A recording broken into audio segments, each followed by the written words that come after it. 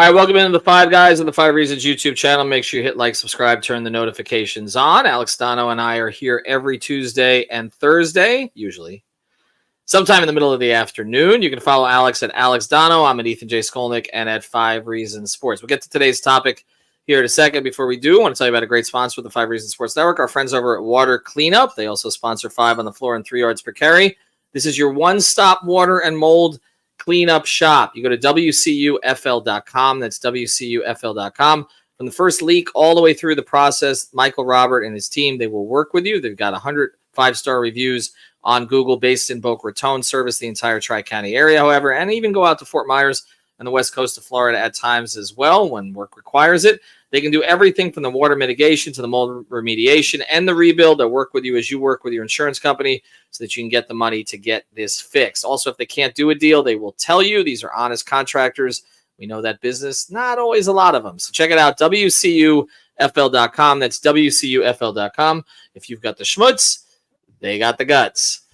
All right, Alex, we're talking a little bit about on-the-field stuff. We did the other day. We had Hussam on talk about projections for the Dolphins, but we do feel like the Dolphins, to a certain degree, are always stuck in the past in some capacity, either comparing quarterbacks to Dan Marino. I saw Gus Frerotte was on with Seth Levitt and OJ McDuffie on the Fish Tank podcast that used to be on our network, actually, but now is a Miami Dolphins official podcast. And Gus was talking about how you're always living in the shadow of Marino, to the point that when there were touchdowns scored, they wouldn't show him on the scoreboard or the video screen. They would show Marino. Is that actually still the case? I'm not sure. I know Gus had one pretty, right? He had one pretty decent year with the Dolphins back in I guess that would have been 2005, and then they were gonna replace. I'm guessing they probably don't still have that same video because that was prior to the Stephen Ross era. Yes, but yes. Who knows? Oh, you're right. That was Huizenga still, right? So that was the late Wayne Huizenga. So that was 2005. And Gus actually had a pretty decent season. They went from 3-7 to 9-7, but then they could have replaced him with Drew Brees and, of course, replaced him with Dante Culpepper, and the rest is history. But anyway, always a comparison to the past in some way. And so here we are. This is more recent past, where this became a big topic again this week. Not that it's a surprise that Tua Tagovailoa does not have the warmest feelings towards Brian Flores. We knew that. But Dan Le Batard happens to be probably the best interviewer our market has ever had, and Dan got him to open up. I feel like Dan could get anybody to open up about anything, right? And he got Tua to open up a little bit. It didn't take a lot of prompting, actually, from Dan. If you watch the interview, it seems like stuff Tua wanted to say. And Tua's gone from kind of ignoring questions about Flores, but making it clear that he was not fond of him and the way he treated him, to being a little bit more forthright, to now basically saying he's a bad guy. Like he literally said terrible person. Terrible person. Right. Like I have people I would describe that way, but not necessarily my former head coach. And so hey, AKW Pizza, thanks for joining us. So I was a little surprised he went that far with it. Yeah. But to me, the story here, I think the story that everybody's missing, they're making this about Flores. He doesn't matter to the Dolphins anymore. Yes, there was the lawsuit and all that. I thought he overachieved his first couple of years with the talent that he was given. Now, looking back at what was going on behind the scenes, maybe that's not the case. But he wasn't given a whole lot of talent the first year. We know that. They were stripping the team down. To me, this is more about Tua. Like I view everything in the prism of, this is your starting quarterback who just got paid. We've seen him become more of a leader over the course of time, salty to, more, all just his personality showing more, right? And like, he became polarizing for reasons I never understood. I don't know why ESPN, Fox, they're also fascinated with him. Hasn't been a controversial figure until these recent comments. He's a religious guy who didn't want his kids featured. That's why he didn't participate in that Netflix series Quarterback. He's not the guy who seeks the spotlight. He does charity events, all the rest of that. But now he is stepping into some of this stuff. And I actually think the way I look at this story is, beyond the soap opera aspect of Tua and Flores and what McDaniel has provided to Tua, is that we've seen Tua grow into this role where he is like confident in himself to say what he believes. I think it's a good thing from a Tua current Dolphins perspective, but that's not how most people are looking at this. I think it shows, and personally, I'll give you the reasons why I'm not sure that this is a great thing, but I think it does say a good thing about Tua, because what it tells me about Tua, for him to have the comfort level to openly talk about the Brian Flores era now tells me he's in such a good place now that he's okay kind of unburdening the tough feelings from the first 3 years of his career, because it was, or for the first 2 years, I guess, because it was a bad spot for him. It was clear to a lot of us from the outside looking in. I think up until recently, Tua was just maybe a little bit too cagey or a little bit too shy to even talk about it. But now he's so comfortable with where he is on the field. Clearly, he's comfortable with where he is off the field. He just got that extension, so he knows his long-term future, at least for the next few years, is locked up in a Miami Dolphins uniform, where now Tua has reached this comfort level where he's okay bringing up bad memories and even throwing some shade at someone from his past. Now, so I look at this two ways. I think it shows me that Tua is in a really good spot, that he's willing to talk about this. But at the same time, Ethan, like a part of me wishes he maybe just kept that closed off to the public, because it's created this reason for people to bring up negative mojo from the Dolphins past. It's made Brian Flores a story in Miami again. I'm just, the way I am personally, I'm more of a let go and move on kind of guy. Like there have been some people that I've worked with and worked for in the past that I'm not that fond of, but I just I try to take the high road and just move on with my life and focus on what's in front of me. That's just me though. I could definitely say for Tua being so willing to talk about it, it tells me a lot about where his mental state is right now. That's probably a good thing for him. Mm-hmm. Same time, maybe some things are left unsaid because Flores is still, an active coordinator in the National Football League, and there are some guys who do like him, like Andrew Van Ginkel, who now stood up for Flores and said, I wouldn't be the player I am now without him. He seems to be a Flores fan, right? So Tua opened up a can of worms, whether he meant to or not. That's an interesting perspective. I would look at it this way though as well. I think if Flores had just left Miami or had been fired within the last year, and Tua had handled it this way then, okay, I think it'd be more problematic because there'd be more Flores guys on the roster. Like at this point, a lot of the roster has turned over. Like Tyreek Hill doesn't know from Brian Flores. Tyreek Hill is loyal to Tua Tagovailoa, right? Like Waddle played for him. But like he tried to turn Waddle into Jarvis Landry. Like and again, I'm not questioning Brian Flores as a football coach. Obviously, the man knows football. He came up under the Patriots way. Seems like it's the only way he knew how to do everything. But I think the fact again that most of the players are gone, and I think the players on the team would respect it honestly. And I get your perspective on this because it's like you move on to there are a lot of relationship parallels in sports, right? Parallels in sports. And you mentioned a work kind of parallel, but you move on to a new relationship that's better. And it's like, you want to kind of tell the last person, like, look at me now. Like, yeah.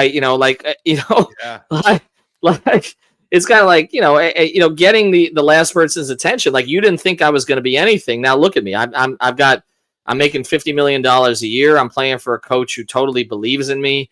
There's a little bit of showing off, I think, to it at this point, which as a human being, he's entitled to that. It may not be what we associate him with, but the other part of it is like, until you're in a good relationship, sometimes you don't really know what an abusive one was. And I kind of feel like he's sort of over time recognized that it was even more abusive than he thought.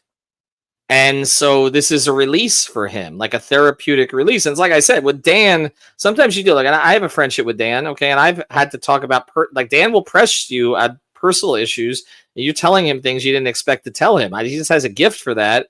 And so I don't know if Tua went into the interview thinking he was going to do that, but, the damn thing is called South Beach Sessions. It's literally like a session on Dan's couch. And so for whatever reason, he decided to vent, release, and I don't have a problem with it, but I do understand what you're saying, and that there is a bit of a distraction element to it, and it's a focus on the past when you're trying to look ahead to the future. But I also think that these guys have shown over and over they like Tua, they rally behind Tua, they defend Tua. So I don't really think that there's going to be anything in that locker room that is problematic, and that to me would be the biggest concern as you're heading into a new season.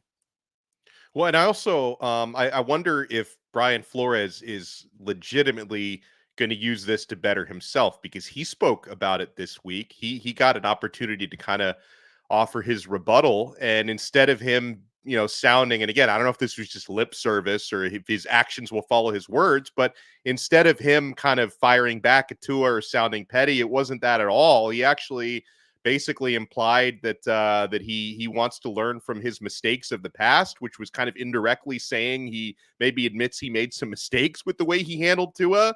He even said he would like to try to reconnect with Tua, which I guess would tell me they probably haven't spoken since he was let go from the Miami Dolphins. I don't know if Tua would want to reconnect with him or not. So this is funny, though, from Indade. He says, Flores' apology was the equivalent of saying, I'm sorry you felt that way. Well, also, isn't it, is that lawsuit, is that still active? Because you got to be careful. Mm-hmm. You got to be careful with the way you apologize, because if Flores were to take too much accountability, that could damage his own lawsuit. No, that's true. I'd have to check on exactly what the status of that was. It doesn't seem like there's been a whole lot of developments in it lately. No. It also, now Flores is a coach again in the league, and I wonder, again, retroactively how this applies, but he was a candidate for a couple of head coaching jobs. I think actually this will help him get a head coaching job. I disagree with those who think it will hurt him. I think the fact that he came out and addressed it, said he learned from it. We have seen plenty of guys get second chances, and again, the results were fine in Miami in terms of the talent he was given. The question is whether he related to all of the talent, particularly the quarterback that they drafted 5th overall, in the best way for the program to flourish going forward. The other thing I want to add on this is, and I do want to say this on the record, not that he'll ever hear it. You mentioned Steve Ross, okay? And I actually want to mea culpa on this a little bit, because when Flores was fired, I was one of those that like, oh, the Dolphins are directionless again. Because Flores seemed like a good head coach. Like he did. Like from the outside, again, there were issues with the coordinators on offense going in and out and all that. But that team went up to New England. They won a game they probably shouldn't have won, but they won for a lot of reasons. But they went up and won in New England, which cost New England a bye, which actually cost Brady a Super Bowl probably. They had some good moments during that era, which they should not have had with the talent level. So when he got fired, I was like, wait a second, what are they doing? Like this, and then again, I've covered the Heat, okay, and the Dolphins, but primarily the Heat over 25 years. And that kind of shit does not happen with the Heat. Like they've had 3 head coaches since I started covering them in 1996, okay? Or 1995, 1996. So it's like, okay, we're another direction. We're going to get another GM. That maybe not, but you're going to new players that they're going to need, new philosophies. Why are they doing this again? And the reality is Steve Ross was right. He was right. Like he was right about what was going on behind the scenes. That was not sustainable. And Flores had shown personality flaws, at least in terms of being the leader of the organization, that had started to shine through. And beyond that, Alex, like as you looked forward, like then it was like, who are you going to pick? And he literally went out and picked a polar opposite human being to Brian Flores. And it has worked. Now, it hasn't paid off with a playoff win yet. And you and I have discussed the importance of McDaniel getting that. But he brought in a sensitive, modern guy, okay, who happens to be a football genius that Tua would relate better to. The other thing I want to say, and we'll go to break and then close this up, is that this idea that Tua is soft. Let's get to that on the other side, actually, because I want to discuss that, because that one infuriates me, actually. But I do want to mention a great sponsor of the 5 Reasons Sports Network that does not infuriate me. You go to betteredge.com, use the code 5RSN. That's betteredge.com. Oh, I'm sorry. No, we're not doing. Well, do that too. Betteredge.com, use the code 5RSN. Jersey's 305. That's actually where we're going today. New Dolphins jerseys are on there. I saw a Ricky Williams one, an old 34. If you were a Fiedler fan, if you were one of the Fiedler fanatics, he's got an old number 9 on there. Jay might buy that because I posted it on my Instagram. Jay might see that. Check out Jerseys 305. Of course, Better Edge 5RSN. Hey, it's Ethan Skolnick for the 5 Reasons Sports Network. We've got a great new sponsor that fits with us perfectly. It's called jerseys305.com. That's jerseys305.com. This is your home for dead stock and vintage jerseys from the Heat, Panthers, Dolphins, Marlins, and the other local teams. Their mission was born from a passion for wearing jerseys of the old styles and the past players. Jerseys 305 aims to make every fan stand out from the crowd with unique pieces that you don't commonly see anymore. Maybe 10, 15, 20 years ago, but not today. And Jerseys 305 was created by the fans, for the fans. They're diehards just like you. In fact, they're probably listening to this episode right now. So check them out, Jerseys 305, their partnership with 5 Reasons Sports, celebrating with a 10% discount on the next purchase using the code 5 at checkout. Unlock your exclusive savings on the entire vintage collection. All right, here's a narrative that's out there. And some of this is because of how polarizing, for reasons I don't understand, Tua is. But this idea that Tua is soft, Alex, okay? Okay, played for Nick Saban in college. That's not a soft coach. We know that. Okay. And was a Saban favorite. Yeah. To the point that he got elevated over Jalen Hurts, okay, who's now, obviously a starting quarterback in the Super Bowl, participant quarterback in the NFL. All right. Rips up his hip, which is one of the most difficult injuries to come back from, particularly at that position. Comes back from it earlier than expected by a lot, because we thought he was going to redshirt possibly that first season. Comes back from it earlier. Has put himself through a bunch of physical transformations since he's been in the NFL. Has dealt with all of this slander that's come his way from people who don't even watch him. Again, there are narratives about Tua that I can understand. We've talked about those. Winning in December against good teams, on the road, all of that stuff. Staying healthy until he did this past season. Was one of the healthiest quarterbacks in the NFL. This idea he can't throw a deep ball, just empirically inaccurate. Other stuff that comes out there from like Mike Greenberg's producer, and anything comes out of ESPN. And Tua has taken those, has taken the slings and arrows and continue to move on and grow and become the type of player who would be, at least to the Dolphins, worth this kind of contract. Okay. This idea that he's soft is ridiculous. That's the one that just, and I don't know where people are even getting that he's soft because he couldn't take Brian Flores' tough love. A guy is literally telling you suck. That's not the same as you need to get better in this. I mean, what's the movie with the drummer? Whiplash. You ever see Whiplash? No, I didn't. I'm glad you thought of it because I didn't know where you were going. Everybody who's in the audience, they should see the movie Whiplash, okay? Because the movie Whiplash is a music teacher in New York, and he's basically pushing his young student, okay, to like the brink, okay? And there is a tough love philosophy, okay, that some coaches, teachers, instructors, mentors will use. But the stuff that Flores was doing was not productive. That's not productive mentoring. So this idea that Tua was soft because he didn't take to it, I think is a ridiculous concept. Well, and also like it's not like Tua quit the team. It's not like Tua, sued him or something. Like I remember obviously we go back about a decade to the Bullygate situation with Jonathan Martin. That was a whole different thing. Like the guy just literally left the team, and it was a whole. So it's not like Tua. Tua was still showing up every Sunday. Was still showing up every practice. It's just whatever Flores was doing with him didn't work. So I'm with you. Like the soft narrative is ridiculous, right? Like there are.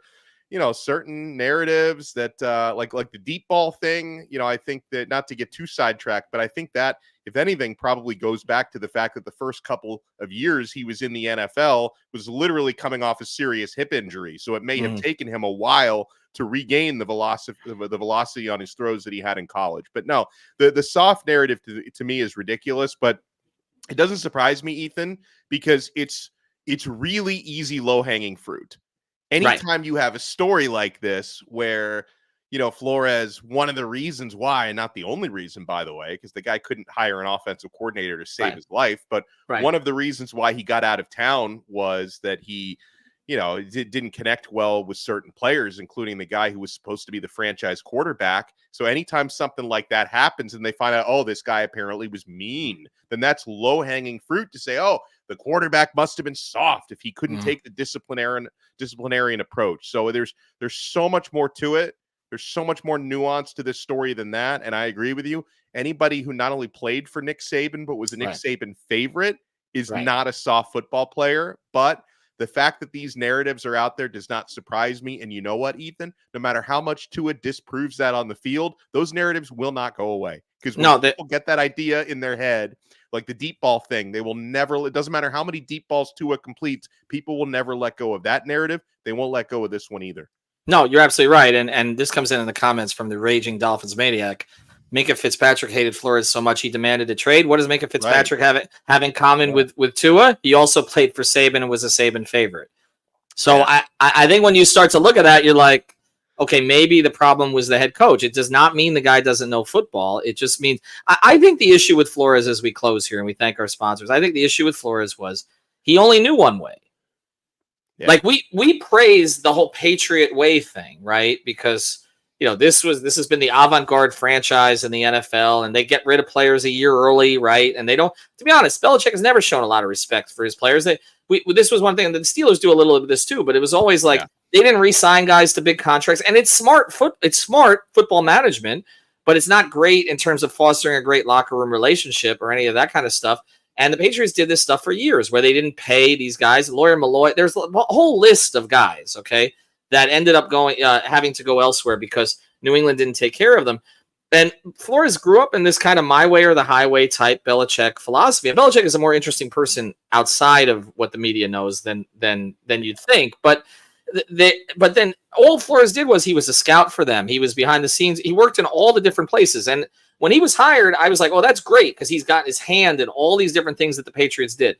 But the thing is, it's all things that the Patriots did. He wasn't a guy who'd worked in one or two. See, McDaniel has history in a number of in other scenarios, okay? And I think, again, he's got, I think, honestly, really interesting life history that's led to his connection with Tua. Lenny Pena says, for those who say that, pull that one up one more time, for those who say that Tua is soft, they have no idea what mental toughness is all about, and they sound ignorant. Look, first thing, you get to be a quarterback in the NFL one way or another without a hip injury, without playing for Saban, without any of that kind of stuff. You're not soft. Okay, let's start there. Yeah. All right, you're taking hits on a consistent basis. You're not soft mentally, physically, or any other way. There are some quarterbacks who have not been able to handle pressure. There's a great story about Rick Meyer. Remember Rick Meyer? I sure do, yeah. A Notre Dame quarterback, played for Wannstedt in Chicago. It was one of those guys, like, if in practice, he looked great, okay? When he got into the games, like the lights turned on, he couldn't handle it. And there are certain quarterbacks who have been like that. I think John Beck was one of those with the Dolphins, right? Like, it just, the lights went on and the fumble up in Pittsburgh. Tua is not, that's not Tua. Like, that's not. He has risen to the occasion. I mean, again, the pass that got us to know him in Alabama was him coming off the bench in a national championship game. He is not soft. He was treated poorly. And maybe he didn't grow as maybe he could have or should have under those circumstances. That does not make him soft. So I'll let you close on this. That's all there is. There is no more. If I can quote the great Mad Dog Mandich, I don't know what else I could possibly say to that, except I guess I'm sort of looking forward to the final preseason game tomorrow. I'm really looking forward to the regular season. So hopefully the Dolphins show us they are regular season ready in a couple of weeks. But that's all I got. Yeah, and the last thing I want to hear is if Tua has one interception. Brian Flores was right, but that people have that in their drafts at this point. I want to thank everybody in Dade, others who jumped in here on the comments. You can do that with us every Tuesday and Thursday. We'll be back next Tuesday, Alex and I, and also check out the other content here on the channel. Pulse of Fins Nation, Inside Leverage Show, got plenty of stuff on the Dolphins, so make sure that you search through our archives. Have a good one, everybody.